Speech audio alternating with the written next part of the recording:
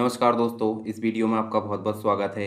देखिए, हम जो है पढ़ रहे हैं सामान्य प्रबंधन और इसके जस्ट पहले हमने प्रबंधकीय सिद्धांत को पढ़ा था। ठीक है, तो प्रबंधकीय सिद्धांत उसके बाद अब हम जो है इसके क्वेश्चंस को डिस्कस करेंगे। इसके पहले हमारा पहला टॉपिक भी कंप्लीट हो गया, उसके क्वेश्चन भी डिस्कस हो गए। उसके बाद हम जो है सेकंड टॉपिक को यहाँ कवर कर लिए हैं। अब इसके क्वेश्चन को हम जो है देख लेते हैं एक बार। उसके बाद हम जो है थर्ड टॉपिक, जिसके अंतर्गत या तो हम नियोजन पढ़ेंगे या फिर हम देख सकते हैं व्यावसायिक पर्यावरण, दोनों में से कोई भी हम पढ़ सकते हैं। ठीक है, तो चलिए अभी हम जो है क्वेश्चन के लिए तैयार हो जाएं। उसके पहले मैं बता देता हूं, इसके पहले के जितने भी वीडियो है वो आप एक बार जाकर देख लीजिए। उससे क्या होगा, आपके दिमाग में सारी क्लियरिटी यहाँ पे आ जाएगी। जैसे आप देख सकते हैं SSW MPPSC और व्यापम, इसके अंतर्गत आप देखें तो ये जो है इस चैनल को आप सब्सक्राइब कर लीजिए। और इसके अंतर्गत आपको पटवारी और अन्य जो व्यापम की जितनी भी परीक्षा है, साथ में MPPSC, MP फॉरेस्ट, इन सभी परीक्षाओं का जो है समग्र यहाँ पे कंप्लीट तैयारी कराई जाएगी। इसके लिए आप जो है इससे जुड़ जाइए और अपने दोस्तों को भी शेयर कर दीजिए। साथ ही टेलीग्राम चैनल को भी आप ज्वाइन कर लीजिए। जैसे कि टेलीग्राम चैनल की लिंक आपको मिल जाएगी डिस्क्रिप्शन बॉक्स में। नाम क्या है, SSW एजुकेशन PDF के नाम से। यहाँ आपको PDF मिलेगी, जितनी भी सीरीज़ कंप्लीट होते जाएगी, मैनेजमेंट हो या अन्य कोई सब्जेक्ट, वहाँ पे आपको ये कंप्लीट मिलते जाएगी। और पटवारी के भी अन्य जो कोर्सेज है, जैसे कि अन्य जो सब्जेक्ट है आप देख सकते हैं, हिंदी है, ठीक है, मैथ्स रीजनिंग है, साइंस है। साथ ही आप बात करें तो आपको दूसरी सब्जेक्ट जैसे कि GK वगैरह है। ठीक है, कंप्यूटर मैंने ऑलरेडी कवर करा दिया हूँ। इसके अलावा अन्य जो सब्जेक्ट है वो आपको यहाँ पे मिलने वाले कंप्लीट रूप से, तो आप बने रहिए मेरे साथ में। ठीक है, और SSW MPPSC व्यापम के साथ में, तो आपको जो है यहाँ पे मैं क्वेश्चन को समझाता हूँ, जितने भी क्वेश्चन इससे बनते हैं। अब मैनेजमेंट जब हमारा कंप्लीट हो जाएगा, साथ में हम सिर्फ क्वेश्चन की प्रैक्टिस करेंगे आखिरी में, जब हमारा एग्जाम किनारे में रहेगा। ठीक है, तो टेंशन आपको बिल्कुल भी नहीं लेना है। जैसे हम इस पर क्लिक देखें तो क्वेश्चन की अगर बात करें तो हमने टॉपिक क्या पढ़ा है, प्रबंधकीय सिद्धांत। प्रबंध के सिद्धांत, जिसके अंतर्गत हमने जो है FW और टेलर और जो है फ्योल, यानी कि FW टेलर और जो फ्योल है, दोनों के सिद्धांत को यहाँ पे देखा है। टेलर ने वैज्ञानिक प्रबंध के सिद्धांत को यहाँ पे प्रतिपादित किया। और मुख्य रूप से फ्योल की अगर बात करें तो इन्होंने जो है प्रशासकीय प्रबंध के सिद्धांत को प्रतिपादित किया। यहाँ 14 सिद्धांत देखने को मिलते हैं। एक और व्यक्ति है मैक्स वेबर, जिनका नाम क्या है, मैक्स वेबर। इन्होंने जो है अफसरशाही, अफसरशाही मतलब होता है नौकरशाही, जिसे हम ब्यूरोक्रेसी बोलते हैं। जैसे कि मान लो प्रशासनिक जो ढांचा होता है, सरकारी तंत्र जो होता है, जिसके अंतर्गत आप देखें डिस्ट्रिक्ट मजिस्ट्रेट यानी कलेक्टर होता है। कलेक्टर के बाद नीचले जितने अधिकारी होते हैं, ये सब जो है नौकरशाही का ही पार्ट होते हैं। किसके पार्ट होते हैं, नौकरशाही, या हम जिसे बोलते हैं अफसरशाही या ब्यूरोक्रेसी। तो इस प्रकार से हमने बहुत सारे सिद्धांत को यहाँ पर पढ़ा। अब हम जो है क्वेश्चन को एक एक करके डिस्कस करते हैं और उसके बाद हम जो है नेक्स्ट टॉपिक को पढ़ेंगे। तो देखिए, आपके सामने पहला क्वेश्चन है। चलिए बताइए, आप साथ साथ में कमेंट करते रहिए आंसर को। तो पहला जो क्वेश्चन है, हेनरी फ्योल थे। हेनरी फ्योल क्या थे? हेनरी फ्योल एक प्रकार के वैज्ञानिक थे, लेखाकार थे, किसान थे या खनन अभियंता थे? बताइए मुझे। तो इसका राइट आंसर क्या होना चाहिए, खनन अभियंता। क्या थे वो? खनन अभियंता। और वैज्ञानिक, अच्छा ये कहाँ थे? या ये थे फ्रांस में। ठीक है, इनके बारे में हमने विस्तार से बात की हैं सारी चीज़ें टॉपिक के अंतर्गत। वैज्ञानिक के रूप में अगर देखें तो वैज्ञानिक थे टेलर, तो ये भी आपको ध्यान में रखना है। चलिए, हेनरी फ्योल के बारे में अगर देखें तो इनका जीवन जो है 1841 से लेकर 1925 तक जो है कंप्लीट रूप से देखने को मिलता है। खनन इंजीनियर इनका पेशा था, साथ में प्रबंध विषय के सिद्धांतकार, यानी फ्रांस के नागरिक थे ये। ठीक है, इसके अलावा और बाकी की बात करें तो यहाँ पे देखिए 1949 में जो है इनकी जो लेखन है वो एक प्रकार से प्रकाशित हुआ, मतलब इनके बाद। ठीक है, इन्होंने तो पहले लेखन प्रकाशित कर दिया था, परंतु बाद में जो है ये बुक के रूप में देखिए अंग्रेजी शीर्षक में प्रकाशित हुआ और क्लासिकी प्रबंध के विषय के आधारभूत कार्य के रूप में इसको माना गया। 14 प्रमुख सिद्धांत को प्रतिपादित किया, प्रशासकीय सिद्धांत को, जिनके बारे में हमने विस्तार से बात किया, और उन्हीं से रिलेटेड क्वेश्चन अभी यहाँ पे देखने को मिलेंगे। ठीक है, नेक्स्ट जो क्वेश्चन है, निम्नलिखित में से कौन सा हेनरी फ्योल का सिद्धांत नहीं है? देखिए, है जो है आपको पता होना चाहिए टोटल 14 सिद्धांत, उसमें से आपको ध्यान देना है कि कौन सा नहीं है। तो यहाँ देखिए, कार्य विभाजन के सिद्धांत पहले नंबर का देखने को मिलता है। सद्भाव और कलह, ये नहीं था। अनुशासन, ये था। कमांड की एकता, जिसे हम बोलते हैं आदेश की एकता, ये भी था। तो इसका मतलब है यहाँ पे पहला भी है, तीसरा भी है और चौथा भी है। तो दूसरा यहाँ पे नहीं है, सद्भाव कलह नहीं है। ठीक है, तो सिंपल सी बात है, हमारा राइट आंसर यहाँ पे बी होगा। साथ में हम देख लेते हैं यहाँ पे, जैसे कार्य विभाजन का सिद्धांत पहले नंबर का था। अनुशासन की अगर बात करें तो ये आप देख सकते हैं तीसरे नंबर पे, और आदेश की एकता चौथे नंबर पे। साथ ही दूसरे नंबर पे अधिकार और उत्तरदायित्व पे। निदेश की एकता देखने को मिलती है। साथ में आपको सामूहिक हितों के लिए व्यक्तिगत हितों का समर्पण, कर्मचारियों को प्रतिफल, केंद्रीकरण, विकेंद्रीकरण, सोपान श्रृंखला, व्यवस्था, समता, कर्मचारियों की उपयुक्तता या स्थिरता जिसे बोलते हैं, पहल क्षमता और सहयोग की भावना। ये टोटल आपको 14 सिद्धांत देखने को मिलते हैं किसके, हेनरी फ्योल के, प्रशासकीय सिद्धांत जिन्हें हम बोलते हैं। इनके अलावा जो भी आएगा वो आपको गलत मानना है, मतलब गलत ही आंसर लगाना है। तो आपको 14 को बार बार देख लेना, एक बार आपके दिमाग में फिट हो जाएगा, तब जाके कहीं आप जो है गलत को पहचान पाएंगे। नेक्स्ट है प्रबंधन के सिद्धांत निम्नलिखित के लिए सामान्य दिशा निर्देश के रूप में कार्य करते हैं। तो देखिए प्रबंधन के सिद्धांत मैंने बताया था, एक तो होते हैं मार्गदर्शन के लिए काम करते हैं, ठीक है, प्रबंधन के सिद्धांत मार्गदर्शक के रूप में काम करते हैं। दूसरे निर्णय लेने के लिए, दूसरे किसके लिए काम करते हैं, निर्णय लेने के लिए। तो यहाँ पे देखिए प्रबंधकीय कार्रवाई यानी कि जितना भी प्रबंध का काम करना है उसके लिए मार्गदर्शक के रूप में काम करेंगे। दूसरा डिसीजन लेना, ठीक है, डिसीजन मतलब निर्णय, तो ए भी होगा यहाँ पे और बी भी, इसका मतलब राइट आंसर हमारा क्या होगा, सी, ए और बी दोनों। तो राइट आंसर क्या हुआ हमारा, ए और बी, ठीक है। जैसे कि हम यहाँ देख भी सकते हैं प्रबंध के सिद्धांत निर्णय लेने, व्यवहार के लिए व्यापक और सामान्य मार्गदर्शक के लिए यहाँ पे महत्वपूर्ण होते हैं। जैसे कि किसी कर्मचारी की पदोन्नति से संबंधित निर्णय लेना है तो हमको वरीयता, ठीक है, देखना होगा, और दूसरी इसकी योग्यता के सिद्धांत पर भी चलना होगा। तो ये चीज़ें हमको कौन बताता है, ये चीज़ें बताता है हमको प्रबंध के सिद्धांत।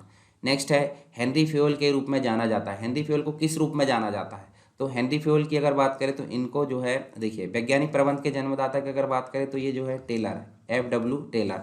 बाकी ये वाला यहाँ पे आंसर नहीं होगा क्योंकि यहाँ पे सी नंबर सामान्य प्रबंध यानी कि जो प्रशासकीय प्रबंध है, प्रशासकीय प्रबंध के जन्मदाता के रूप में किसे माना जाता है, हेनरी फ्योल को माना जाता है। तो राइट आंसर क्या होगा हमारा, सी नंबर का होगा। जैसे नेक्स्ट क्वेश्चन की अगर बात करें हम, तो एक औपचारिक संगठन में प्रत्येक भागीदार को आदेश केवल एक श्रेष्ठ से प्राप्त होना चाहिए। इसका मतलब एक अधिकारी है, जितने भी एम्प्लॉय यहाँ काम कर रहे हैं जैसे ये, तो इनका एक ही अधिकारी होना चाहिए जो कि इनको कमांड दे, कमांड देना चाहिए। अगर ये दूसरे विभाग का अधिकारी है तो ये सिर्फ इस विभाग के इस विभाग के कर्मचारी को आदेश देना चाहिए, ना कि इधर आकर देना चाहिए। तो इस व्यवस्था को क्या बोला जाता है, ठीक है, ये आदेश भी इसी से प्राप्त करेंगे और इसी के लिए जिम्मेदार भी रहेंगे। तो इसे क्या बोलते हैं, इसे देखिए दिशा की एकता नहीं, स्केलर चेन नहीं, कमांड की एकता। कमांड मतलब होता है आदेश, कमांड मतलब क्या होता है, आदेश। तो आदेश की एकता बिल्कुल सही है, सी नंबर का राइट आंसर। बाकी कर्मचारियों का पारिश्रमिक यहाँ पे नहीं होगा, यानी कि एक ही अधिकारी से आदेश मिलेंगे और वो उसी के प्रति उत्तरदायी रहेंगे, ठीक है, इसे बोलते हैं आदेश की एकता। जैसे कि हम यहाँ देखें तो अगर बी है, बी के नीचे जितने भी एम्प्लॉई है वो उसी का आदेश मानेंगे, मतलब बी के द्वारा यहाँ पे एक व्यक्ति के द्वारा आदेश दिया जाएगा। अब यहाँ ऐसा नहीं होगा कि बाय आकर इधर आदेश दे दे, ऐसा बिल्कुल नहीं होना चाहिए, इससे कार्य क्षमता में कमी आती है और काम भी कम होता है। तो आदेश की एकता में फ्योल के अनुसार अगर देखें प्रत्येक कर्मचारी को केवल एक ही अधिकारी, प्रत्येक कर्मचारी का एक ही अधिकारी होना चाहिए, उसी से आदेश प्राप्त होना चाहिए और वो उसी के लिए उत्तरदायी होना चाहिए, ठीक है। यदि कोई कर्मचारी एक ही समय में दो अधिकारियों से आदेश लेता है तो उसे आदेश की एकता का सिद्धांत का उल्लंघन किया जाता है, ठीक है, उल्लंघन माना जाता है। नेक्स्ट है कमांड की एकता या आदेश की एकता सिद्धांत किससे मिलता जुलता है। देखिए सैन्य संगठन से, गैर लाभकारी संगठन से, ए और बी दोनों से, या कोई नहीं। तो देखिए सेना की अगर बात करें तो सेना में आपको देखने को मिलता है, सेना में अगर टॉप लेवल पे कोई अधिकारी, मान लो उदाहरण के रूप में देखें, सेना में बहुत सारी सेना जाती भारत के अंतर्गत जितनी भी, मान लो हम जिले की अगर बात करें तो जिले में जैसे एक IPS है, तो आईपीएस के नीचे कौन रहेगा, डेप्यूटी या एडिशनल SP रहता है, या फिर डेप्यूटी DSP रहता है। तो उसके नीचे हम देखें TI रहता है, TI के नीचे आप देख सकते हैं SI के नीचे ASI। तो ये सब क्या है, अपने बॉस का ही आदेश मानेंगे, अपने बॉस का ही आदेश मानेंगे, किसी अन्य का नहीं मानेंगे।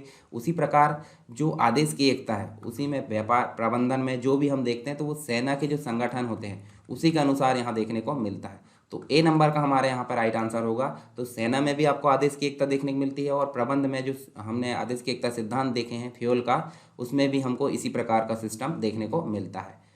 नेक्स्ट है एक मुखिया एक योजना। एक मुखिया एक योजना मतलब एक मैनेजमेंट है, मैनेजमेंट के नीचे हम देखें तो यहाँ आप देख सकते हैं ये 3 डिपार्टमेंट है, ये है प्रोडक्शन डिपार्टमेंट, ये है मार्केटिंग और ये है आपका सेल्स। अब बताइए मुझे, जैसे प्रोडक्शन के लिए, मार्केटिंग के लिए, सेल्स के लिए अलग अलग अधिकारियों की नियुक्ति की जाएगी, बिल्कुल की जाएगी। अगर हम एक ही अधिकारी को तीनों विभाग दे दें तो इससे ओवरलैपिंग होगी, मतलब क्या होगा, एक कार्य अच्छे से नहीं होगा और दूसरा कार्य उसके ऊपर ओवरलैप हो जाएगा। तो इसलिए हम इसके लिए एक अधिकारी, इसके लिए एक अधिकारी और इसके लिए एक अधिकारी, यानी कि हर एक कार्य के लिए अलग अधिकारी नियुक्त कर रहे हैं। इसे क्या बोलते हैं, निर्देश की एकता, या फिर इसे बोलते हैं हम दिशा की एकता। क्या बोलते हैं, दिशा की एकता। तो राइट आंसर क्या होना चाहिए यहाँ पे, एक मुखिया एक योजना। एक योजना के लिए एक मुखिया जो सिद्धांत है वो है दिशा की एकता, जिसे हम बोलते हैं निर्देश की एकता। क्या बोलते हैं, निर्देश की एकता। ये सिद्धांत है हेनरी फ्योल का। ठीक है, 14 सिद्धांतों में से एक सिद्धांत है। तो यहाँ देख भी सकते हैं निर्देश की एकता, यानी कि संगठन को सभी इकाइयों को समन्वित और केंद्रित प्रयत्नों के माध्यम से समान उद्देश्यों की ओर अग्रसर होना चाहिए। उदाहरण के रूप में मान लो मार्केटिंग का काम है तो मार्केटिंग के लिए एक अलग अधिकारी डिफाइन कर दी, ऑपरेशन के लिए अलग, फाइनेंस के लिए अलग, सेल्स के लिए अलग, एचआर के लिए अलग और परचेज के लिए अलग। तो इससे क्या क्या होगा, ओवरलैपिंग नहीं होगी। नहीं तो क्या होगा, जैसे मान लो उदाहरण के रूप में एक उदाहरण लेते हैं हम कार बनाने, जैसे कंपनी है मोटरसाइकिल और कार का उत्पादन कर रही है, तो मोटरसाइकिल के लिए अलग हम अधिकारी नियुक्त करेंगे और कार के लिए अलग। तो उससे क्या होगा, अच्छे से कार्य होगा, नहीं तो कार्यों की ओवरलैपिंग हो जाएगी। चलिए नेक्स्ट है, निर्णय लेने वाले प्राधिकरण की एकाग्रता को क्या कहा जाता है। निर्णय लेने वाले प्राधिकरण की एकाग्रता, तो हम यहाँ बात कर रहे हैं केंद्रीकरण की। देखिए निर्णय इसी के द्वारा लिया जा रहा है और सभी तक जो है प्रसारित किया जा रहा है, परंतु एक दूसरी जगह ये भी होती है कि जैसे निर्णय बीच से तो लिया जाएगा, परंतु इनके जो डिसीजन है, इनके सुझाव को भी सुना जाएगा। इसका मतलब निर्णय लेने का जो क्रम है वो बाहरी, मतलब जो सभी एम्प्लॉय है, सभी अधिकारी अधीनस्थ अधिकारी से भी लिए जा रहे हैं और मेन बॉस से भी लिए जा रहे हैं। तो इसे बोलते हैं विकेंद्रीकरण। इसे क्या बोलते हैं, विकेंद्रीकरण। और जहाँ एक ही जगह से निर्देश लिए जा रहा है या आदेश दिए जा रहे हैं उसे बोलते हैं केंद्रीकरण। तो यहाँ पे हम हमारा जो आंसर होगा वो क्या होगा, केंद्रीकरण होगा, क्योंकि यहाँ पे बात की जा रही है निर्णय लेने का प्राधिकरण की एकाग्रता। एकाग्रता मतलब एक व्यक्ति के पास, और एकाग्रता नहीं होगी तो वो क्या कहलाएगा, विकेंद्रीकरण। तो इस क्वेश्चन का राइट आंसर होगा केंद्रीकरण। तो केंद्रीकरण और विकेंद्रीकरण 8वां सिद्धांत है हेनरी फ्योल का। तो केंद्रीकरण की अगर बात करें तो यहाँ से सभी जगह प्रसारित हो रहा है, और यहाँ आप देख सकते हैं यहाँ पे आपको एक अधिकारी देखने को मिलेगा और इधर जो अधिकारी इनसे भी कुछ सुझाव लिए जा रहा है। जैसे कि आप देख सकते हैं नीति आयोग की अगर बात करें, नीति आयोग विकेंद्रीकरण जो मतलब सिद्धांत है उसको फॉलो करता है, जबकि योजना आयोग पहले जो था वो केंद्रीकरण पर था, मतलब केंद्र वहाँ से योजना पारित कर दी थी, जबकि नीति आयोग में नीचे से भी जो है सुझाव, उपयुक्त सुझाव लिए जाते हैं और उसके आधार पर निर्णय लिए जाते हैं। तो केंद्रीकरण और विकेंद्रीकरण जो है मतलब एक प्रकार से निर्णय लेने के लिए केंद्रित हो है, मतलब एक प्रकार से, तो इसे केंद्रीकरण कहेंगे। और जब अगर निर्णय लेने के लिए केंद्रीकृत नहीं हो तो उसे विकेंद्रीकरण कहेंगे। तो आप इसको एक बार पढ़ सकते हैं। ठीक है, पंचायती राज व्यवस्था जैसे कि हमने बात किए थे। सामान्य प्रबंधन का कौन सा सिद्धांत इस बात की वकालत करता है कि संगठनात्मक दक्षता बनाए रखने के लिए कर्मचारी कारोबार को न्यूनतम किया जाना चाहिए। तो कर्मचारी की उपयुक्तता एक सिद्धांत है जिसे हम कर्मियों की स्थिरता बोलते हैं। तो राइट आंसर भी हमारा ये होगा। जैसे कि हम यहाँ बात करें कर्मचारी की उपयुक्तता, यानी कि संगठन की कार्यकुशलता को बनाए रखने के लिए कर्मचारी की को जो है न्यूनतम मतलब आवर्त को न्यूनतम किया जाना चाहिए। कर्मचारियों का चयन नियुक्ति उचित कठोर प्रक्रिया से हो, पर बाद में उनको स्थिर रखा जाए, उनके लिए अच्छा वेतन हो। ठीक है, कार्य का उचित मतलब जो है एक प्रकार से वर्गीकरण होना चाहिए। ये सारी चीज़ें किसके अंतर्गत आ जाती है, कर्मचारियों की उपयुक्तता के अंतर्गत आ जाती है। तो यहाँ पे हमारा राइट आंसर ए होगा, कर्मियों की स्थिरता। इसके बाद नेक्स्ट है, हेनरी फ्योल प्रबंधकों को अनुकरणीय व्यवहार प्रदर्शित करने के लिए मार्गदर्शन करता है और सलाह देता है कि उन्हें संगठन के सामान्य हित की कीमत पर जो है व्यक्तिगत लाभ के अपनी जो शक्ति है उसका दुरुपयोग करने के प्रलोभन में नहीं आना है। उपरोक्त कथन में किस सिद्धांत का वर्णन किया जा रहा है। तो देखिए उपरोक्त कथन में जो है सामान्य हित के लिए व्यक्तिगत हित की अधीनता, सामान्य हित के लिए व्यक्तिगत हित की अधीनता का यहाँ पे वर्णन किया जा रहा है। तो राइट आंसर हमारा सी होगा। ठीक है, नेक्स्ट क्वेश्चन हमारा है, नेक्स्ट आप देख सकते हैं, प्रबंधन के इस सिद्धांत को लागू करने से समान प्रयास के लिए अधिक उत्पादन और बेहतर कार्य होता है। सामान्य प्रबंधन के संबंधित सिद्धांत को पहचानिए। तो यहाँ पे जो है आपका, यहाँ आप देख सकते हैं कार्य विभाजन का सिद्धांत, जो कि आपको पहले नंबर का देखने को मिलता है। इसके अंतर्गत अगर देखें तो किसी भी कार्य को छोटे छोटे भागों में बांटा जाता है और उसको अलग अलग लोगों से करवाने के कारण जो है वो काम जल्दी हो जाता है। इससे क्या होता है, कार्यक्षमता में वृद्धि होती है किसी भी मतलब जो एम्प्लॉई है कर्मचारी उनकी। तो हमारा राइट आंसर क्या होगा यहाँ पर सी, कार्य का विभाजन। इसके बाद है एक संगठन को प्रबंधकीय शक्ति के दुरुपयोग से बचाना चाहिए, लेकिन साथ ही एक प्रबंधक के पास अपनी जिम्मेदारी निभाने के लिए आवश्यक अधिकार होना चाहिए। दिए गए कथन में कौन सा सिद्धांत है? तो इसमें आपको प्राधिकरण, जिसे हम अधिकार बोलते हैं, और दूसरा जिम्मेदारी, जिसे हम उत्तरदायित्व बोलते हैं। क्या बोलते हैं? उत्तरदायित्व। ठीक है, तो इस सिद्धांत की झलक इसमें मिल रही है। प्राधिकार मतलब आप बोल सकते हैं यहाँ पे अधिकार, ठीक है, और साथ में उत्तरदायित्व। ये तो बी नंबर का हमारा राइट आंसर है। तो यहाँ अधिकार उत्तरदायित्व दूसरे नंबर का सिद्धांत है, हेनरी फ्यूल के द्वारा दिया गया था। तो अधिकार आदेश देने एवं आज्ञा पालन करने का अधिकार, जबकि उत्तरदायित्व अधिकार का उप सिद्धांत है। और अधिकार दो प्रकार का होता है, अधिकृत जो कि आदेश देने का अधिकार होता है, और एवं व्यक्तिगत अधिकार जो कि प्रबंधक का व्यक्तिगत अधिकार होता है। तो दूसरा नंबर का सिद्धांत आपको ध्यान में रखना है। हेनरी फ्यूल के सर्वप्रथम अपने विचार जो है कब प्रस्तुत किए गए? तो ये सन 1900 में इसको प्रस्तुत किया गया। ठीक है, इसको आपको ध्यान में रखना है। नेक्स्ट है नौकरशाही दृष्टिकोण सामान्यतः कहाँ देखने को मिलता है? तो नौकरशाही मतलब ब्यूरोक्रेसी या फिर अफसरशाही इसको बोलते हैं। अफसरशाही जैसे कि मैंने बताया था डीएम, डिस्ट्रिक्ट मजिस्ट्रेट, यानी कि जिसे हम बोलते हैं कलेक्टर। कलेक्टर के नीचे आप देख सकते हैं अन्य अधिकारी होते हैं। ठीक है, डिप्टी कलेक्टर है, डीएसपी, मतलब एक प्रकार से पुलिस व्यवस्था में एक अपना मिलेगा क्रम, और प्रशासनिक व्यवस्था में एक अपना क्रम मिलेगा। तो ये कहाँ मिलेगा? ये मिलेगा गवर्नमेंट सेक्टर में, यानी कि सरकारी संस्थाओं में। तो राइट आंसर क्या होगा? नौकरशाही दृष्टिकोण आपका सरकारी संस्थाओं में देखने को मिलता है। जैसे कि मान लीजिए नौकरशाही मतलब सरकार के संचालन के लिए यहाँ पे नौकरशाही सूचनाओं, नियमों, कानूनों को नीचे तक प्रसारित करने के लिए यहाँ पे किसकी ज़रूरत पड़ती है? नौकरशाही की ज़रूरत पड़ती है, जिसे हम ब्यूरोक्रेसी या अफसरशाही बोलते हैं। और इसके नौकरशाही के जनक जो है मैक्स वेबर है। मैक्स वेबर, ये आपको ध्यान में रखना है। और यहाँ आप देख सकते हैं जैसे कि कलेक्टर के अंतर्गत अगर देखें तो कलेक्टर के अंतर्गत 3 विभाग यहाँ पे आते हैं। मेंटेनेंस, लॉ ऑर्डर को मेंटेन करने के लिए पुलिस व्यवस्था होती है। जैसे कि एक होता है पुलिस, और दूसरा होता है जेल वाला। तो जेल के अंतर्गत जेलर, डेप्यूटी जेलर, और यहाँ पे सुपरिटेंडेंट ऑफ पुलिस यानी कि SP, DSP, inspector, sub inspector, assistant sub inspector, head constable और कांस्टेबल। साथ ही यहाँ पे अगर देखें तो मेंटेनेंस जो भूमि और भू अभिलेख है उसको मेंटेन करने के लिए यहाँ पे तहसीलदार होता है। ठीक है, डेप्यूटी तहसीलदार होता है, रेवेन्यू इंस्पेक्टर है, विलेज एडमिनिस्ट्रेटिव ऑफिसर होता है। और यहाँ पे अगर देखें तो देखिए सिविल जो एमिटीज एंड डेवलपमेंट होता है। साथ ही हम कोर्ट मतलब एक प्रकार से हॉस्पिटल की बात करें तो हॉस्पिटल में भी इस प्रकार का चेंज चलता है। तो सब कहाँ है? सरकारी संस्थाओं में देखने को मिलता है। प्रबंधकीय विचारधारा में हेनरी फ्यूल का क्या योगदान है?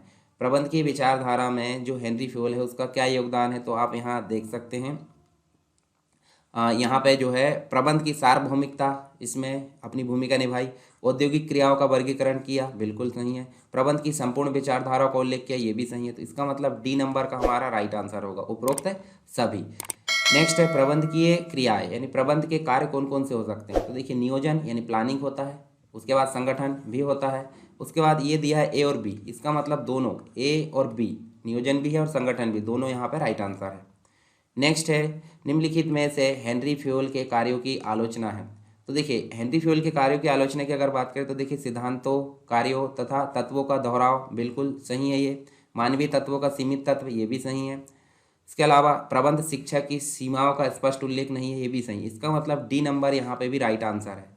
तीनों आलोचनाएं यहाँ पे देखने को मिलती है किसकी? हेनरी फ्यूल की। ठीक है, नेक्स्ट है मैक्स वेबर को श्रेष्ठ रूप से किसके लिए जाना जाता है? अभी हमने बात की थी मैक्स वेबर ने अफसरशाही या नौकरशाही प्रबंध के लिए यहाँ पे काम किया है। ठीक है, नौकरशाही के जन्मदाता किसको माना जाता है? मैक्स वेबर को माना जाता है। नेक्स्ट है व्यवसायियों को प्राप्त लाभ क्या कहलाता है? व्यवसायियों को लाभ प्राप्त को बोलते हैं हम कुशल नियंत्रण। राइट आंसर इसका क्या होगा? कुशल नियंत्रण। जबकि उत्पादन में वृद्धि नहीं होगा, कम मूल्य नहीं होगा, राष्ट्रीय उत्पादन में वृद्धि नहीं होगा। इसके बाद है वैज्ञानिक प्रबंध से उपभोक्ताओं को प्राप्त होने वाला लाभ नहीं है। वैज्ञानिक प्रबंध से उपभोक्ताओं को प्राप्त होने वाला लाभ नहीं है। तो यहाँ हम बात करें तो देखिए इसका राइट आंसर हमारा सी है। क्यों सी है? तो हम देख सकते हैं यहाँ पे उच्च राष्ट्रीय जीवन स्तर, ठीक है, और श्रम विभाजन का विशिष्टीकरण, दोनों ही यहाँ पे हम देख सकते हैं वैज्ञानिक प्रबंध से उपभोक्ता को प्राप्त होने वाला लाभ नहीं है। तो सी नंबर का यहाँ पे राइट आंसर है, ए और बी दोनों। नेक्स्ट है टेलर के वैज्ञानिक प्रबंध की विधि कौन सी है? तो वैज्ञानिक प्रबंध की विधि इनकी कौन सी है? समन्वय, मतलब सबको मिला जुलाकर सहयोग से काम करना। ठीक है, वैज्ञानिक प्रबंध में टेलर का योगदान क्या है? तो वैज्ञानिक प्रबंध में टेलर का योगदान क्या है? देखिए मानसिक क्रांति के जन्मदाता, मतलब उन्होंने एक प्रकार से जो श्रमिक है और प्रबंध दोनों की मानसिकता में परिवर्तन पर यहाँ पे काम किया है, तो इसलिए मानसिक क्रांति का जन्मदाता उन्हें बोला जाता है। दूसरा हम देख सकते हैं प्रबंध के उद्देश्य, इसका मतलब सी नंबर का हमारा राइट आंसर होगा यहाँ पे। ठीक है, प्रबंध के उद्देश्य तो हमको पता है। ठीक है, प्रबंध के उद्देश्य उन्हें दिया और मानसिक क्रांति के जन्मदाता भी उन्हें बोला जाता है, तो सी नंबर का यहाँ पे राइट आंसर है। देखिए यहाँ से निम्न में से कौन सा सत्य है, तो देखिए हेनरी फ्योल ने 12 सिद्धांत दिया क्या, 14 दिया या 16 दिया या 18 दिया, तो सिंपल सी बात है हेनरी फ्योल ने 14 सिद्धांतों को प्रतिपादित किया है। ठीक है, हेनरी फ्योल का जो है प्रतिपादित सिद्धांत है, हेनरी फ्योल का प्रतिपादित सिद्धांत कौन सा है, कार्य विभाजन पहले नंबर का, निर्देश की एकता 5वें नंबर, कार्य में स्थायित्व या उपयुक्तता ये भी है, तो इसका मतलब सभी यहाँ पे राइट आंसर है, ये सभी। ठीक है, 14 सिद्धांत में से 3 दे दिया है, तो ये सभी इसके राइट आंसर है। टेलर व फेल के सिद्धांत की समानता बताइए, तो टेलर दोनों ही जो विद्वान थे दृष्टिकोण उनका क्या था, मानवतावादी था, तो ये इसका राइट आंसर है। दोनों में समानता ये देखने को मिलता है, हमने दोनों में तुलना देखे थे, तो वहाँ पे आपको ये चीज़ें देखने को मिलेगी। अब बात करते हैं टेलर व फ्योल के सिद्धांतों के मध्य कौन सा अंतर है, तो देखिए मध्य अंतर की अगर बात करें तो दोनों ही विद्वानों का दृष्टिकोण भिन्न भिन्न था। सिंपल सी बात है, ये वैज्ञानिक थे और ये व्यवसायी थे, मतलब सिंपल सी बात अलग अलग थे। ठीक है, शोधकर्ता थे कौन, फ्योल, और जो टेलर थे वो वैज्ञानिक थे, तो दोनों ही विद्वानों का दृष्टिकोण कैसा था, अलग अलग था, यानी भिन्न भिन्न था। दृष्टिकोण सॉरी यहाँ पे दृष्टिकोण नहीं, विचारधारा होगी, क्या होगी, विचारधारा, मतलब दोनों ही विद्वानों की विचारधारा क्या थी, भिन्न भिन्न थी, दृष्टिकोण नहीं है, विचारधारा थी, क्योंकि इन्होंने वैज्ञानिक प्रबंध का जन्मदाता इन्हें बोला जाता है और फ्योल को क्या बोला जाता है, प्रशासकीय प्रबंध का जन्मदाता बोला जाता है। मानवीय संबंध प्रबंध के जन्मदाता के रूप में कौन जाना जाता है, तो देखिए हेनरी फ्योल तो यहाँ पे नहीं होगा, डब्ल्यू टेलर भी नहीं होगा, ड्रकर भी यहाँ पे जिक्र नहीं हुआ, तो यहाँ पे राइट आंसर हमारा होगा जॉर्ज एल्टन मायो, मानवीय संबंध प्रबंध के जन्मदाता, ये भी याद रखना आपको। साथ ही नव प्रतिष्ठित विचारधारा के का जो प्रकार है वो क्या है, तो यहाँ पे देखिए मानवीय संबंध प्रबंध, व्यवहारिक जो प्रबंध है, इसका मतलब है दोनों ही हमारे राइट आंसर है। ठीक है, सी नंबर का राइट आंसर है। सहयोगी विचारधारा को खालिस्तान विचारधारा भी कहा जाता है, सहयोगी विचारधारा को आकस्मिकता की विचारधारा भी कहा जाता है। नेक्स्ट हमारा जो क्वेश्चन है लास्ट नंबर का, खुला तथा अनुकूलित प्रणाली दृष्टिकोण ही खालिस्तान है, तो ये जो है सहयोगी दृष्टिकोण है, सहयोगी दृष्टिकोण यहाँ पे देखने को मिलता है। तो इस हिसाब से हमारे क्वेश्चन भी यहाँ डिस्कस हो गए। अब ये तो हमने बेसिक रूप से कुछ क्वेश्चन देखे, जब हमारे सारे टॉपिक कंप्लीट हो जाएंगे तो आपको जो है लगातार मैं सिर्फ क्वेश्चन को हल कराऊंगा। अब क्वेश्चन कहीं से भी हो सकते हैं, सारे टॉपिक पढ़ लेंगे तो क्वेश्चन कहीं से भी हो सकते हैं। ठीक है, सारे टॉपिक में से कोई भी टॉपिक से हो सकते हैं। अच्छा, इसकी पीडीएफ आपको कहाँ मिलेगी, SSW education PDF description box में लिंक दी गई है, और इस चैनल को आप सब्सक्राइब कर लीजिए SSW MPPSC एंड व्यापम, और टेलीग्राम चैनल पर भी जुड़ जाइए, तो आपको काफ़ी हेल्प मिलने वाली है। आई होप आपको जो है मेरे द्वारा किया गया प्रयास काफ़ी अच्छा लगा होगा, आपको पसंद आया होगा। अगर आपको समझ में आ गया तो आप लाइक कर सकते हैं, नहीं आया तो आप डिसलाइक कर सकते हैं, और यदि आपके लिए काम की चीज़ है तो आप दूसरों तक भी पहुंचाइए। ठीक है, आप ऐसा नहीं सोच सकते कि हम बस समझ लें दूसरे ना समझे, तो इसलिए शेयर करना बहुत ज़रूरी है। ठीक है, चैनल को भी शेयर कर दीजिए और वीडियो को भी। ठीक है, चलिए दोस्तों मिलते हैं नेक्स्ट वीडियो में, तब तक के लिए जय हिंद।